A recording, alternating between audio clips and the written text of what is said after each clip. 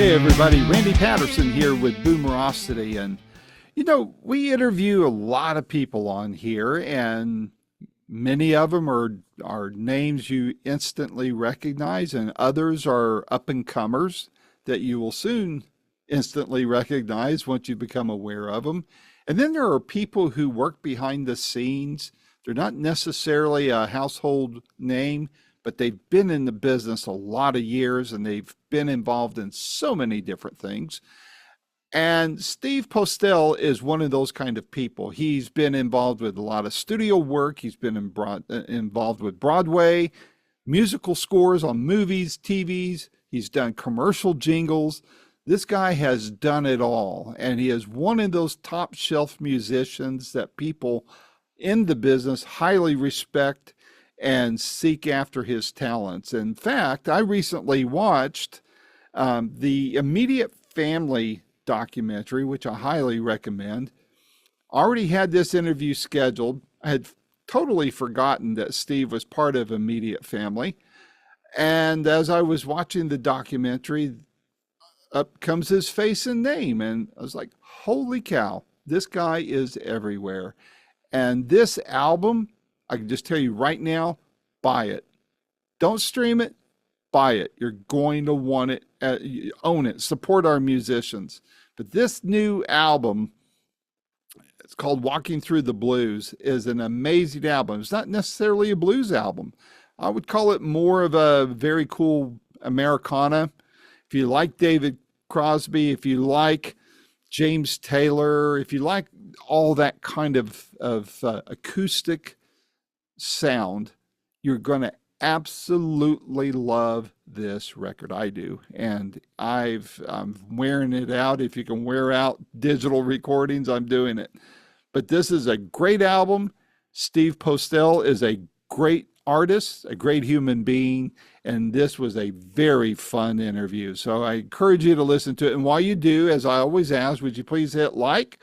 Would you subscribe to our channel wherever you're watching or listening to this from or on? And it just helps us out. I'm not going to charge you for it. So please, if you would, it just helps us out, and we can keep doing more programming like this. So without any further ado, here is my first interview, and I hope there's a lot more coming in the coming years, with phenomenal musician, singer, songwriter, producer, engineer, Steve Postell. Until next time, this is Randy Patterson with Boomerocity. Take care.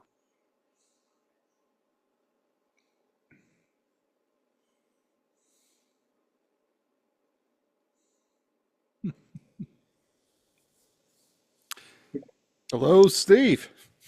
Look what's behind you. It's pictures of me.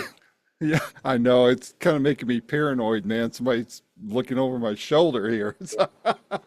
And everything looking back at you. I got to say, I love that little picture that was on your screen before you popped on with the frog and the guitar, man. That's cool. My alter ego. I don't even know what mine is. So, where are you clicking in from? I'm in my studio here, and it's in Marina Del Rey, California. Oh, okay. I was thinking you might be in New York or something. No, I'm from New York, but I live here now. And you're where? I'm in the Smoky Mountains of East Tennessee. I'm just a couple miles up the road from Dollywood, believe it Oh, or okay. not. So, Okay. How far is that from Nashville? I used to work in Nashville a few years ago, and when I would drive back and forth, it's about to go from downtown, about 2 blocks from the Ryman, to my doorstep was on a Friday afternoon, about 4.5 hours. Any other time, probably 3.5 to 4. Okay. So fun town though. You're going to be playing there later this year, aren't you? You know, we were, and I think something happened with the scheduling. I think there was a conflict. So I think not this tour. Pretty sure it was the city winery there, and I think Yeah. I think that got changed. That got moved. Oh, okay. Well, man, I love this new album of yours. Thank you. I've shared it, clicks off of, what's available on social media and such with people. And the feedback I'm getting is great. I love the vibe of it. There's, it's still in a general groove, but yet there's a lot of variation in there. And it's not like the same track over and over again that I hear with some albums. But tell me the story behind this and how it came together and how long you worked on it, that kind of thing. Well, as throughout my whole career, I've always made my own records. Like regardless of what else I'm doing, because I'm always writing. So, Hmm. so there's always so whether I have a record deal or not, I'm going to be making a record. And I've always had from very early on, I've had my own recording studio. So I've been Hmm. able to record when I want. So it was time. I had 14, 15 songs, which I pare down to 11, 12.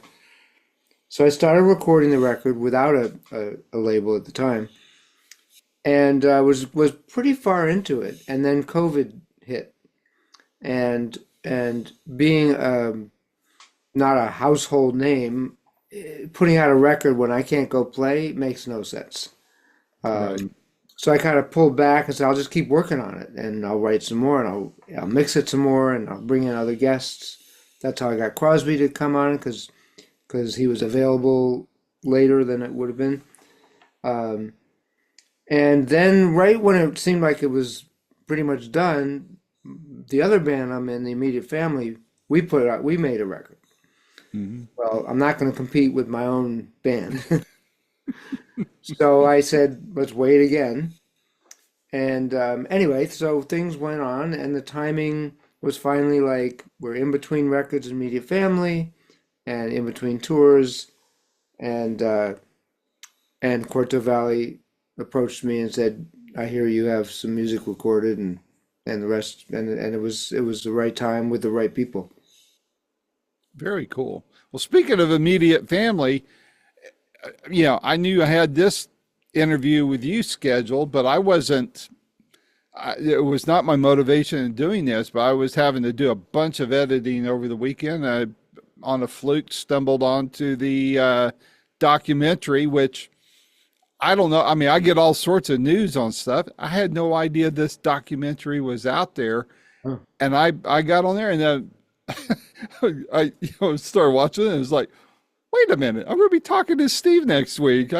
So I didn't realize that you were that neck deep in with those guys. But man, what a great documentary, and they showcased you very well in there, which leads me to a question. I mean, pretty much everybody in there were rockers for the most part, even though they've played, and you all have played all sorts of different genres. What led you to for this kind of sound, this kind of vibe, this kind of boundary of style of music on this particular record? On my record, Yeah. well, I mean, again, so you write for different things at different times. So when I would write for Media Family, it would write more rock and roll band kind of thing. But my influences and background, obviously, most of people my age started with the Beatles, but the people who really, listening to the James Taylor records and the Jackson Browne records and the Van Morrison records and then the Little Feat and the Eagles and the band, like everything was all that music that inspired me to do my own work was song based. Number one, the song was the king, and but played really well with really interesting arrangements. So serving the song. So it's nothing like I'm reaching for something. It's just that's what I love the most. I mean, I love Hmm. all kinds of music. I love blues. I love R&B. I love, but hearing a great song played by wonderful musicians and beautifully arranged, it's just that's always been the thing for me. So that's just what I Yeah. try to do. I don't try to be in a genre or a style. Yeah. What struck me is the various,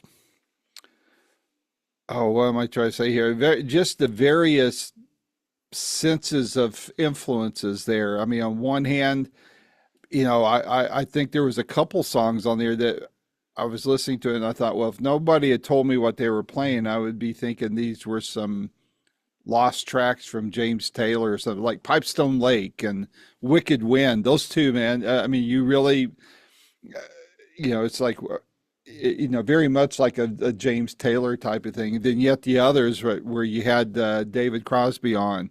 I mean, gosh, I was trying to figure out which song would be my favorite from the album to turn people onto. I can't pick one because they all have a great hook for one reason or another in there.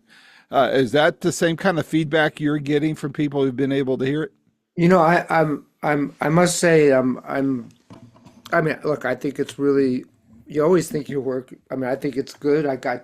Took a lot of time, but I'm getting tremendous feedback, and I've kind of been trying to analyze it, like, what is it about this record? And I mean, there's a couple things, and one is that I really had time to get it right. Like, I mixed this record over and over and over and over again, and then I had Ed Cherney, the late brilliant engineer, come in, and after I thought it was mixed, and he was like, "Well, here's what I think," and he gave me some pretty amazing advice, some of the best advice I've ever gotten in my life, actually, and I mixed it again, and so I know it sounds good. I had time to make it sound good.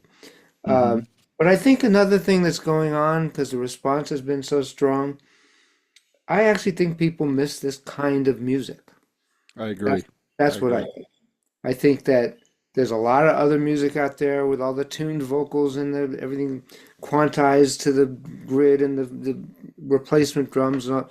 But to hear, but I mean, are people ever going to get tired of hearing a good song played by good real people live? And I think Real it's talent.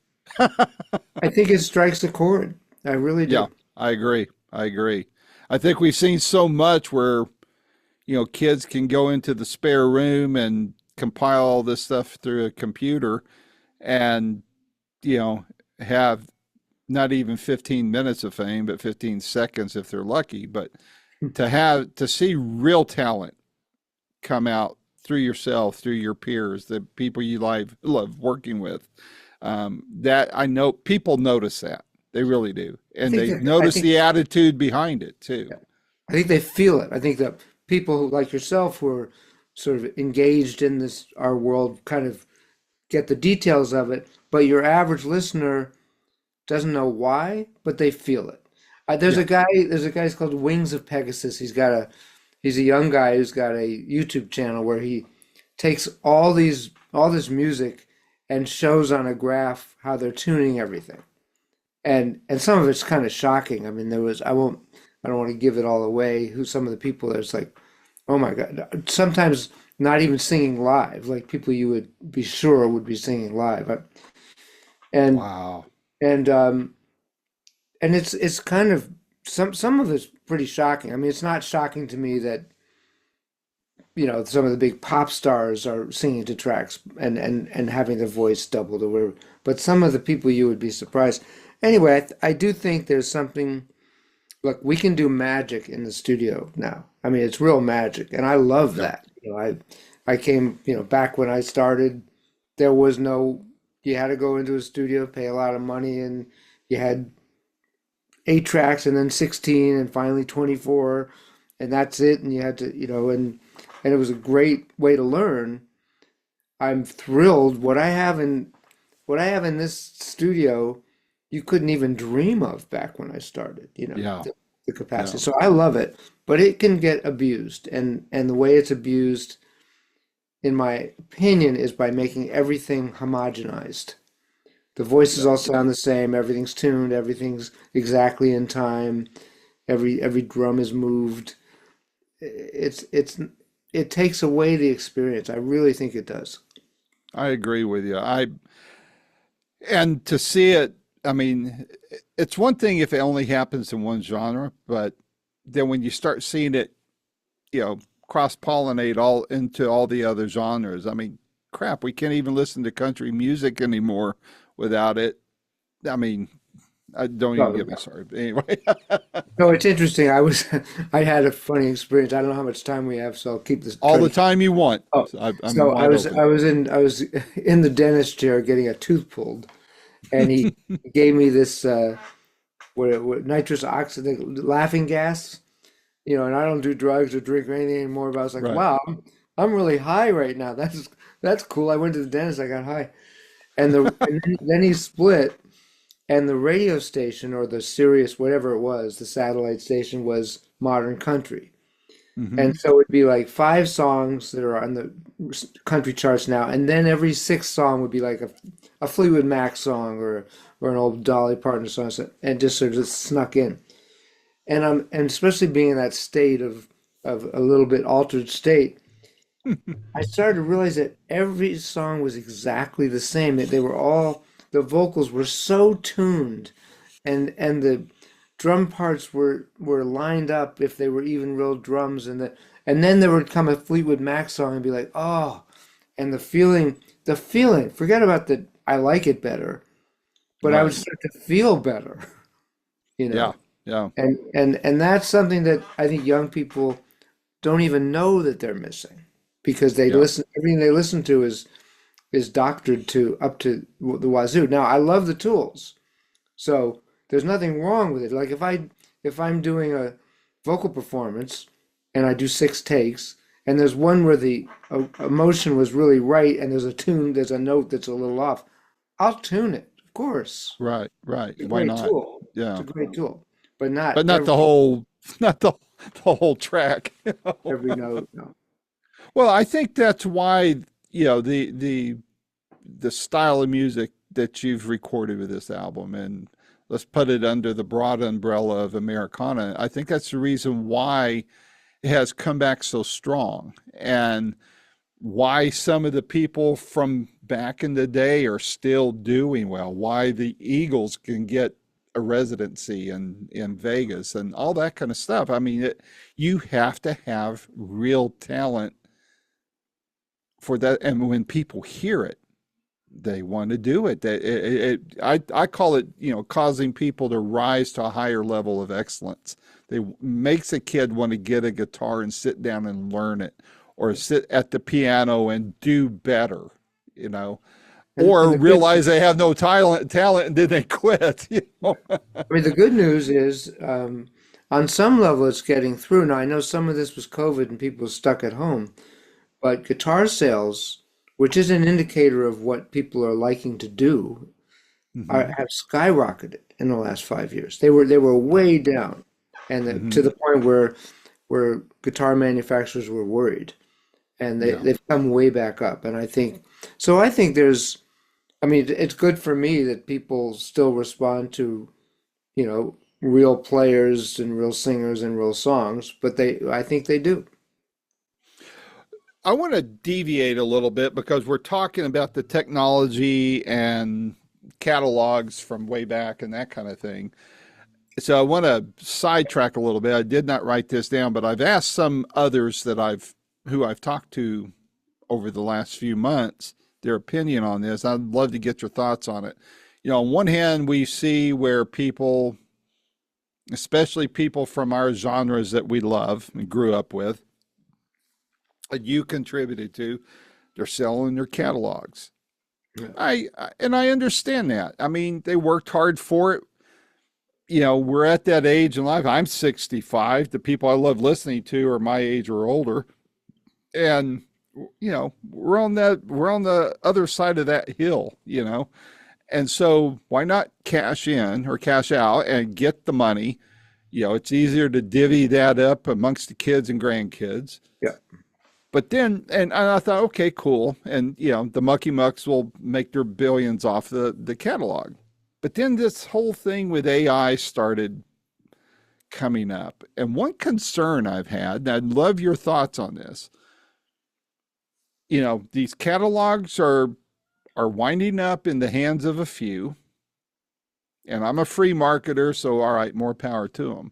But my concern is what's going to happen when they start bashing that with AI, and if depending on how the contracts are written, what happens downstream with AI. Now, I do think what's going to happen, and this I wish it would happen before people started selling their catalogs, there's going to be truer accounting for royalties because AI will get out there, grab all the data, and say, all right, Steve's owed a bunch more money than he normally would have gotten.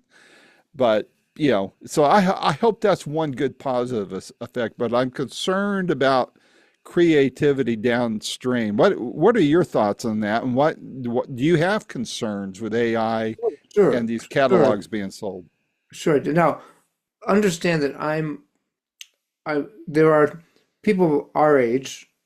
There are people who are stuck back in technologically in the old days, and there are people like me who I love technology. I always have, and I keep up on technology. Hmm. So, and AI is creeping into all the plugins I use. It's doing amazing things that I can now do in the studio that I couldn't do 3 years ago. Right. Um, there's here's where it gets tricky. Here's a few. All right, friend of mine owns a very successful jingle company. They do huge, the biggest products in the world, and they're one of the top. So the way the jingle industry works is that the or the advertising that they hire four or five, not hire. They reach out. So Coca-Cola, let's say, will say to four of the top jingle companies, we need a new jingle, and they won't pay anybody. And the four jingle companies will try to write their best thing, and they bid for that. Now, back in the old days, we used to get paid for those demos. No more. You don't get paid unless you get the account. But if you get the account, it's lots of money. So the process is the jingle company, like my friend's company. So he'll write something, and then he'll bring in a singer, and usually program the track because these days you can program the track. You bring in a singer, make the demo, and they send it off to, let's say, Coca-Cola, and then the other companies do. Well, my friend would have to hire that singer. Then if they get the gig, Coca-Cola might say, we like that singer, let's get a different singer or whatever. And my friend had to coach these singers because he knew he's a great writer, great musician, exactly what he wanted to sing it, like change it to. So he tried something a few months ago. He can't sing at all. He sang it. He knows exactly how he wants it to go. And then he told AI, make that sound like a combination of Whitney Houston mixed with Mariah Carey. So that jingle singer just Holy lost crap. just lost $1,000 date. Oh man. Now Yeah. he said, "Look, I feel kind of guilty, but on the other hand, it's exactly what I want. I It's mean, it my takes what it'd have taken them to get the singer to get it that way yeah, versus right. AI getting it, It or coming up with four versions of it. Hey, the Whitney Houston and Beyonce mix versus Elvis and Frank Sinatra, or do this as a duet or what. I mean, I get it, but still. so that's an interesting. I have mixed feelings about it. I totally get what he's doing. Now he Mm-hmm. will hire a real singer if they get the account. Thank God. So that's true. Um, you know, I was just in here last week. Danny Kortzmar came in and he wrote a bunch of new songs for his catalog, not for the immediate family, and we brought in Bernard Fowler from the Stones to sing, who Love him. Yeah. sang his butt off, and we were just saying, look, AI can't write or sing these songs, not like this. They can't. It can do something that sounds kind of like it, but they can't do this. AI Hmm. can't write the record that my record that you're listening to. It can't do it. I don't care how advanced it gets. It can't do that.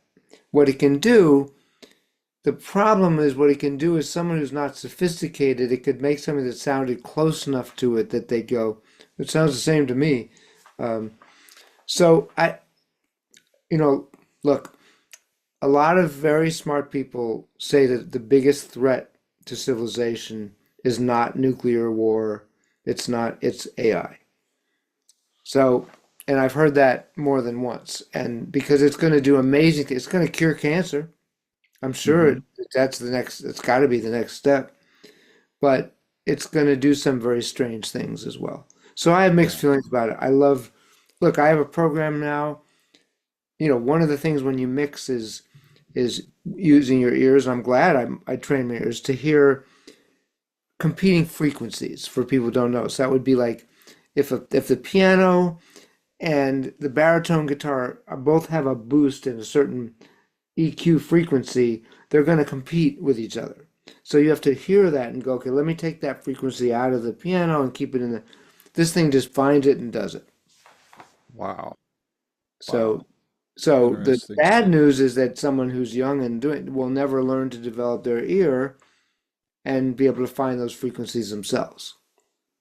Or AI can create a course to teach them, try to give them the ear training to do that. But, you know, It could. possibly, I used to design and sell pools and I learned doing it by hand, hand drafting Yeah. 2D. And then I learned CAD. And after I got out of it, now there's 3D. And it's just, why So learn hand drawing when you can learn it from, on the computer from the get-go? So, look, so it's got advantages, it's got disadvantages. I hold on to the belief that true creativity done by actual human beings will always have a place in our culture, and I hope that's true. I hope so too. Because that's the only way it's going to inspire others to do the same, you know, in my opinion. So you've worked on a lot of different recordings for a lot of different people as well as your own. What was the biggest difference in putting this album together versus all the other stuff you've worked on? One of them was the time element because of the thing I explained before with COVID and then with Right. immediate family having records. Um, having having no time pressure at all. There wasn't a record company. I mean, by the time the record company got involved, the record was mixed and done, so nobody was breathing down my throat.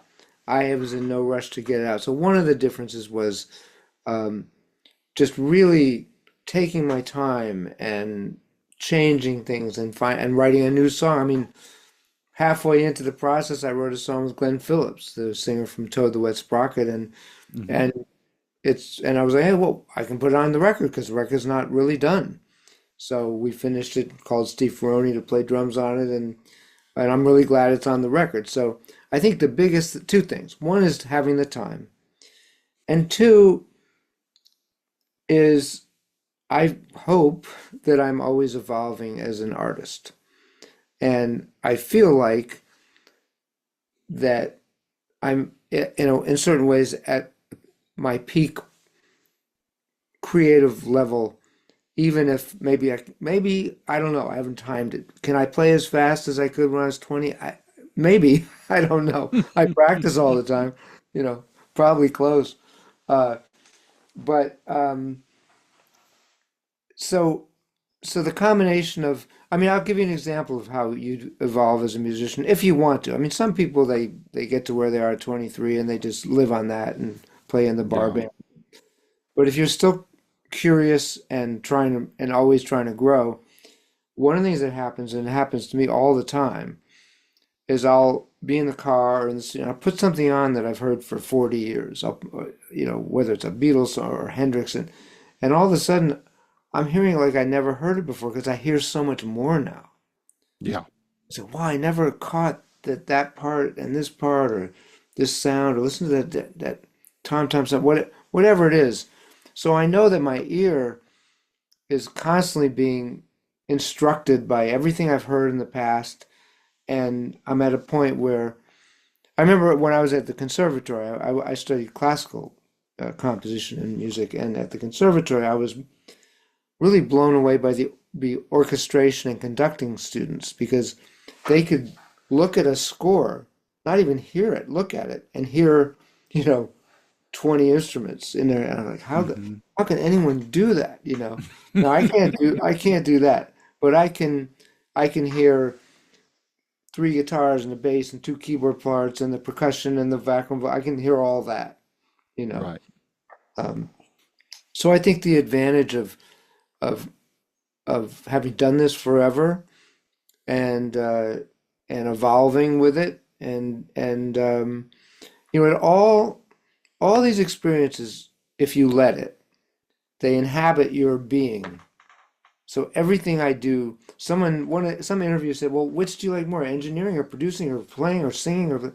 Well, I like that I do all these things because it's all one thing to me. If I'm just Hmm. sitting here engineering something, I'm using my ears. It's getting into me as a musician. So I feel Hmm. like making a record now is taking advantage of all of this exposure, influence, inspiration of all these years. You know, the Malcolm Gladwell 10,000 hours, but for me it's 100,000 hours, you know. Well, I would imagine at this stage of your career, it's probably hard to surprise you on something, but were there any surprises while you were putting this record together? Yeah, there were one of them was on one there was one song. So I when I write a song and it's written and then I envision how it might be produced and orchestrated and sometimes things will come to me both in what kind of part it needs or which guitar would sound good or but also who would be good on it, who would be a good Hmm. guest. When I wrote the song Buried Stone, after I wrote it, and even I think after I cut the basic tracks, I said, you know, this I hear this as a conversation actually between me and a woman. Um, and I hear a certain kind of voice, and that voice, and then I heard who it was. It was Becca Bramlett, the way she sings, and I called her up, and she was like, "I'd love to do it." And I said, "Well, just go to town. Like, I'm not going to tell you what to do. I don't like to tell musicians what to do if they're great. Hmm. I might suggest some things after the fact, but I like to see what their creativity brings to the table." And she came up with some just really unusual parts and that were like, wow, that's I would never have thought of that. That's beautiful, you know. So there were things like that. I mean, there were things where I assumed the person would give me that, like Alfonso Johnson. I wrote a tune Hmm. that I could tell really needed a very fluid and melodic bass part, and he's one of the best. So it didn't surprise me that it was great, but he surpassed what I had hoped it would be. And that was true with a lot of people on this. Wow. You mentioned Becca. It reminded me that brought to mind, not reminded me, but brought to mind Bonnie Bramlett. And gosh, I interviewed Bonnie several years ago and promoted Christian concerts back in Phoenix for a while. And she opened for Joe English when they were both coming out with Christian records. And man, she blew the roof off of that church. It was a 1,200 seat place, but I've lost track of Bonnie. She used to be kind of active on Facebook and all that. She seems to have fallen off the face of the earth. Is she doing okay, or do you know? I don't. I don't know. Mm, I mean, I never that's met her. I just know her daughter, Becca. yeah, yeah. But well, back to the album. The from the I never ask artists to pick their favorite song because it's like picking a favorite child, right? But which song, and this may even change from day to day or hour by hour with you, but which song would you point to as a calling card? Now, I've floated a couple out there to my network, but I'm curious. But since this whole thing is your family of kids of songs, which one do you point to and say, "Hey, if you like this song, the rest of the album's just you're absolutely going to love." Right. Which is a different question than what's your favorite. And it's a good question. I think that's why I chose as the title of the record, aside from the concept I like, is Walking Through These Blues, because it's got a lot of elements of what I do. Hmm. Hmm. And if I agree. if you like that song, you're probably going to like the record. Is the answer Hmm. to your question? I think it's got some wonderful performances on it. Um, it's a really cool groove that I stole from John Mayer, and it's funny. I was teaching a lesson, and the student wanted to learn this John Mayer song, and John's a obviously great songwriter and singer, but he's a fantastic guitar player. And what my Hmm. student couldn't figure out was what he was doing with his right hand on the guitar. And it was just this cool little pattern, and I taught my student, and then later I was like, "That's a cool pattern. What? Let me change it to minor and see. Oh, it sounds great." And the song came out of that. But I think that's it's got a lot of what the rest of the record has on it. And in terms of personally, and I'm sure it's because partly the song and partly to hear his voice was When the Lights Go Out, and to hear David Crosby's voice on Hmm. that. Uh, the first time I played it when we were mastering the record and I heard his voice, I kind of really I bet. not that I forgot that he was on it, but just to hear it so in my Yeah. face. And that's a beautiful and that's the one that Alfonso Johnson on and this beautiful guitar player named Mark Schulman who plays it with me. And so I'm really proud of that piece of music, you know.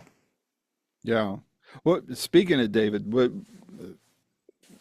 you care to share some thoughts about him? He's been gone a while now, but what a musical treasure we lost when he passed. Share some thoughts if you don't mind. Well, I mean, David was, well, as anyone who's read anything about him knows, he was a bigger than life character, and Hmm. he was that both imposing physically and as a when he walked in a room. Um, and over the years, he ruffled some feathers, as everybody knows. Um, I had a very great relationship with him, where if he we kidded we were able to kid each other like Hmm. it was a funny thing. So there were no feathers ruffling going on. We would make fun of each other basically if anybody got out of line, and it was done with great humor. Um, well, he was just out of another kind of era, in that I mean a lot of those guys from that time were, but David was an avid curator of information in life. He wanted to know things. I never left his house ever without a book being put in my hands. You got to read this one, you know, or you got to listen to this new young artist. You got to hear Sarah Jost if you haven't heard her here. Okay, here's a record. Uh, so he maintained this beautiful curiosity, which I think is the biggest part of being a great artist is being curious about the world and your as well as your art. And he was really well read, and he was a connoisseur of art, sculpture, and literature, and music, and jazz, and um, extremely bright and a gifted obviously at what we do. I mean, he was like David didn't know the name even of the chords he was playing, really, a lot of the times. Uh, but he didn't have to because he heard it so deeply. You know, Yeah. when he was teaching me the guitar parts, his hands had gotten uh, problems and arthritis and this and that, and he had Yeah. some surgery, and the surgery didn't work. So that's how it ended up. Why don't I'll play the guitar parts and you sing, and that's what we were going to do. Hmm.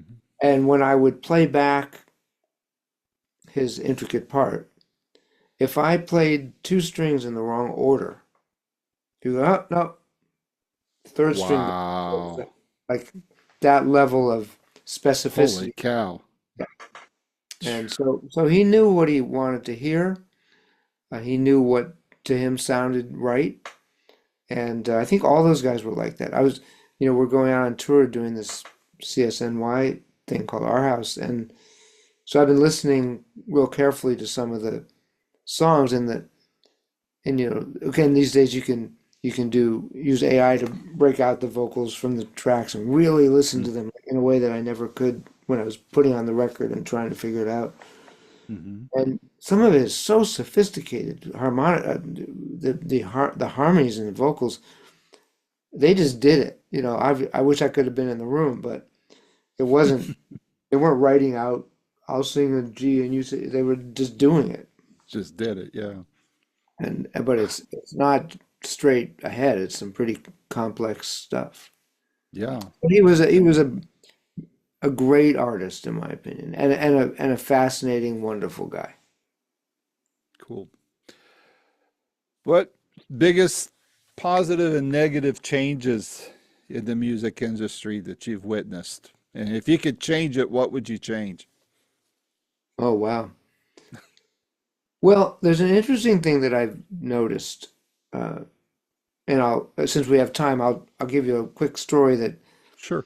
a friend of mine who's a beautiful musician, guitarist named Tarek Akoni. He's Josh Groban's musical director. He's played with Stevie Wonder and David Foster and all these people. And occasionally he puts on, as I do, some sort of benefit or some sort of special show. So he was doing a show, I think it was called The Songs of 1973. It's going to be all songs of that year. And he said, I Cool. want to end the show with you and me doing Hotel California. It'll be a great end of Wow. the show. Well, it's not a corny song, it's a great song, but it's so overplayed that I never bothered to learn it. And it's like, well, I got to learn the solo. It's the most important part of the song in a way that Right. when at the end when Felder and when they were doing that double guitar solo. And so I started to learn it with headphones, and I went, I wonder if someone probably teaching this on YouTube saved me some time. Well, not someone, 1,000 people are doing it. Like literally hundreds, like, you know, who took it apart and are teaching each part, and so I picked the best one and learned it like right away. Now, the only disadvantage of that is that when we had to do that using our ears, we were developing our ears. Right. And when we had to do it with a record, we really were developing our ears because you put the needle down, you had to try to get 4 bars in and then replay. So that's a disadvantage is people's ears aren't as good. But the advantage is from a very young age, if you're interested in learning your instrument, you don't even need a teacher. YouTube is a tremendous teacher. So what you have is incredible technicians in all these young musicians. And they're all over YouTube, bass players and drummers and guitar players who can technically play rings around almost everyone my age. Faster, more, all this stuff. The the downside of it is that a lot of them don't have a lot of soul, let's to put it Very bluntly. mechanical. It's a little mechanical. They haven't lived. They love music, and that's great, but they haven't, it's not related to, they didn't get it like we did going to play in a bar 6 nights a week, and so there's something, so as it's two-sided. I mean, the best of them do have that, the Hmm. ones who rise up, but all of these technicians lack, I had an experience with that. There was some contest, and I can't remember what it was, but the winner, one of the prizes was a lesson with me. Go figure. So this kid came in, probably 19, fresh out of one of the music schools, I forget which one.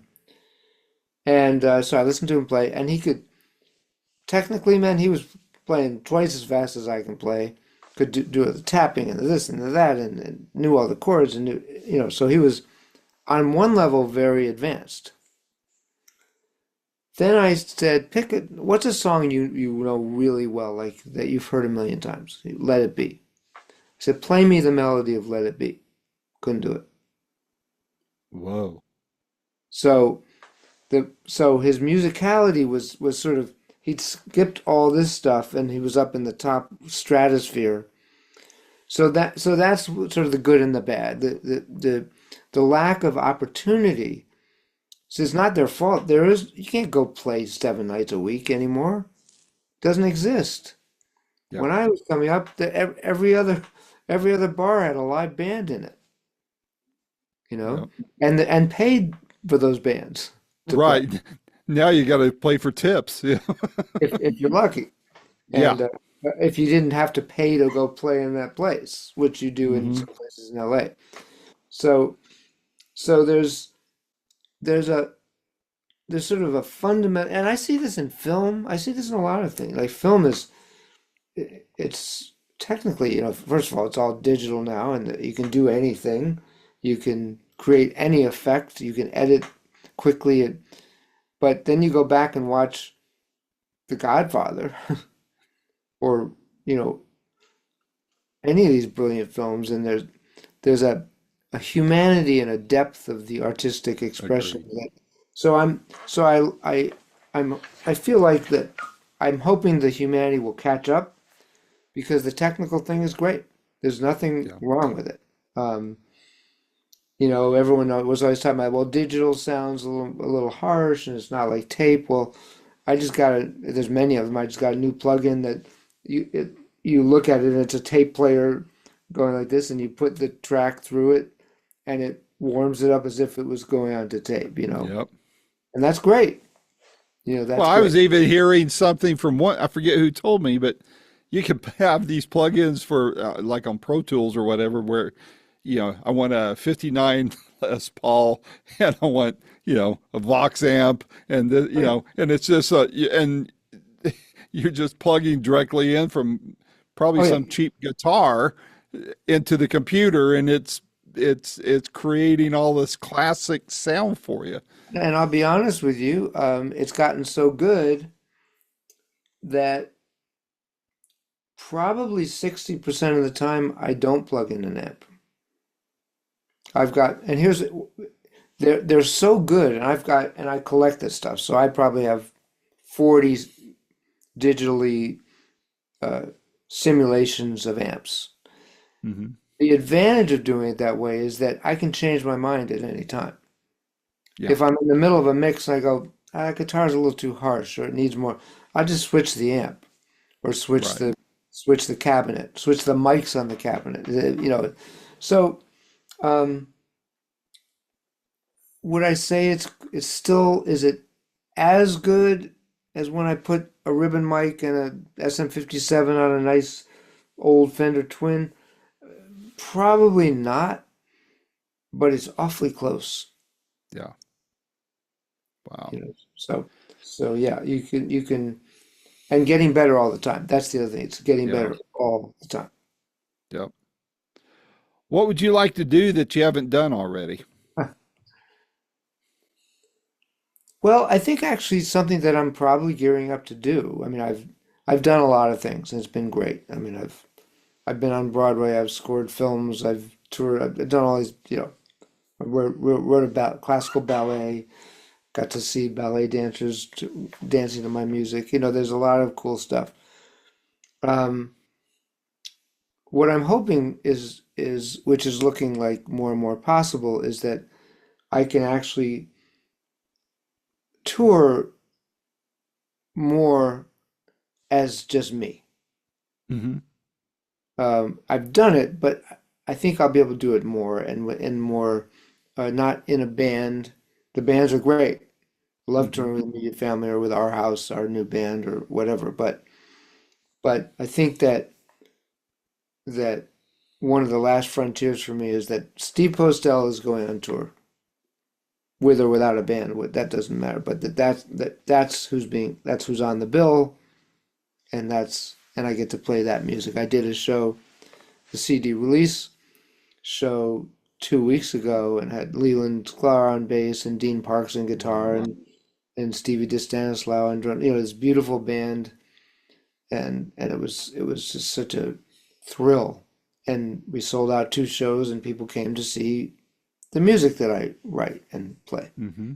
So it's not that I haven't done it, but to do it more consistently and sort of as an actual tour, um, more tours of it. It's something that I'd like to do more.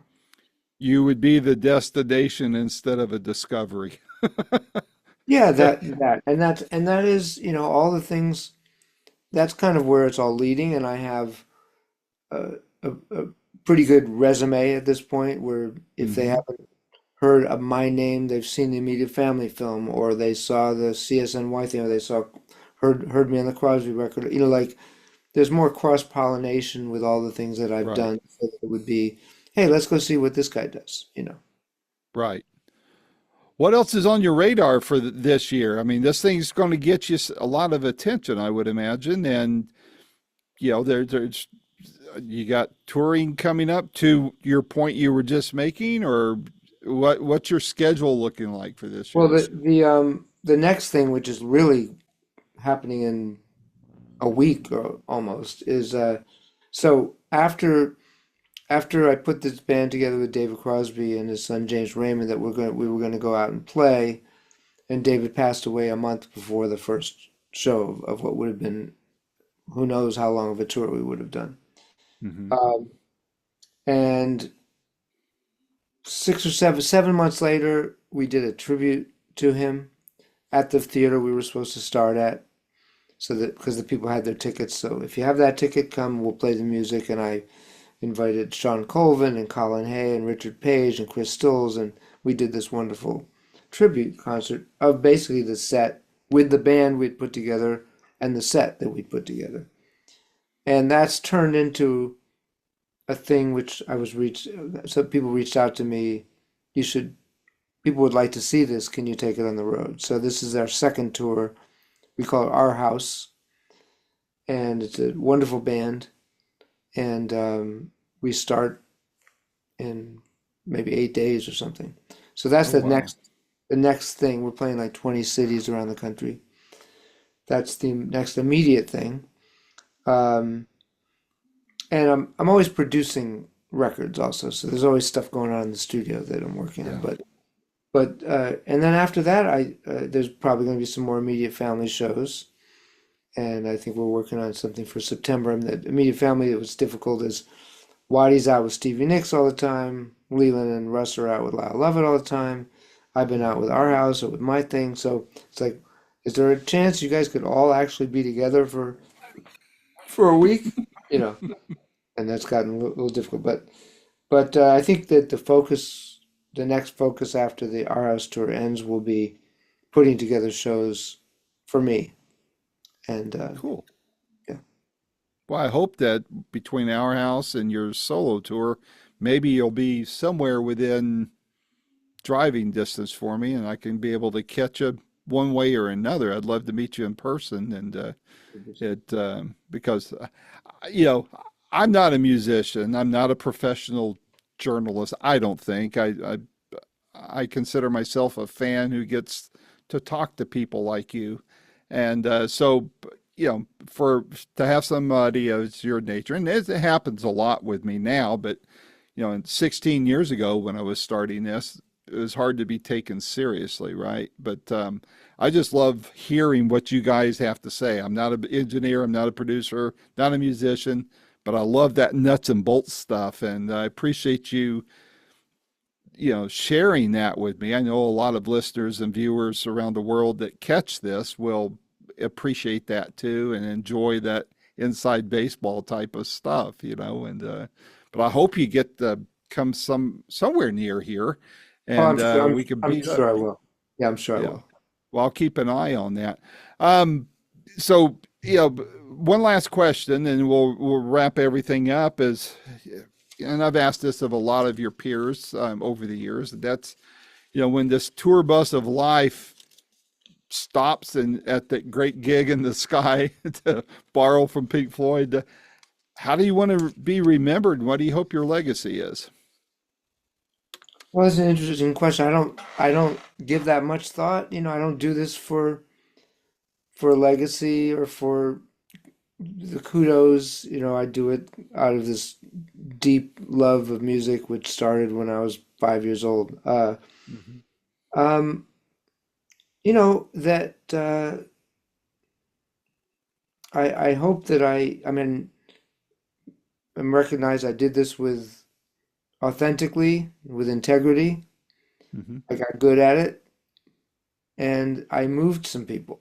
Some people put on my music. You know, occasionally I'll get something, someone will find me and say, I'm in Germany, we got married, and we used one of your songs as our wedding song, and Oh, cool. I don't know how they found me or someone else to say, my father passed away, and I listened to this song about your father, and Hmm. so if some amount of people get to hear it and it moves them or gets them through their day, that's a great thing. And if the people who get to work with me and know me knew that I showed up on time, in a good mood, ready to work, and delivered, Boy, novel concept, huh? you know, that's about it. Well, cool. Well, man, I'm glad we got to talk. I love this album. I genuinely mean that. But Steve, any in the future, if there's any other projects you're doing, whether you're working with a publicist or not, just know my door is open to you. I'd love to help out any way I can. I mean, I'm not Rolling Stone magazine, but thank God. But I do have people who like dropping in on Boomerocity, seeing who I'm talking with next, and it's all about who I'm talking to. It's not about me. So please keep me in mind as a positive outlet of getting the word out. And same with your friends. Anybody you know is looking at putting something like this together, I'd love to help them out as well. So That's great. let's And we need people like you. It's not an isolated thing. If you just stay in your room, ain't happening. So we right. appreciate that there are people who get it and like to talk about it and like to share it. It's very important. That's the name of the game there. So yeah, my door is always open to you, and hopefully I get to see you sometime in the coming months as you're out on the road. And in the meantime, please stay safe, stay healthy, and let's try to talk again soon. Okay.